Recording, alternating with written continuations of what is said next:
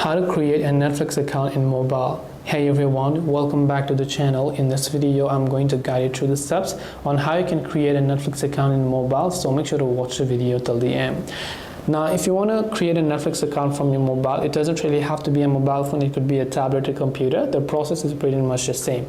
Because instead of using the Netflix application subjective to each of these platforms, I just recommend you open up your browser and go to netflix.com. And this is the kind of interface you're going to see. So first of all, just choose the email address that you want to use for your Netflix account here. Then just tap on the Get Started option. Then after that, all you have to do, it'll ask you to finish setting up your account. So tap on the next option here, and all you have to do is just simply create your password over here. And once you create a password and then you tap the next option, your Netflix account will get created, but it will still be inactive unless you don't enter and choose a plan and enter your payment details, because Netflix is not a free platform. It's a paid platform and a premium platform, and you need to have an active subscription in order to create an account.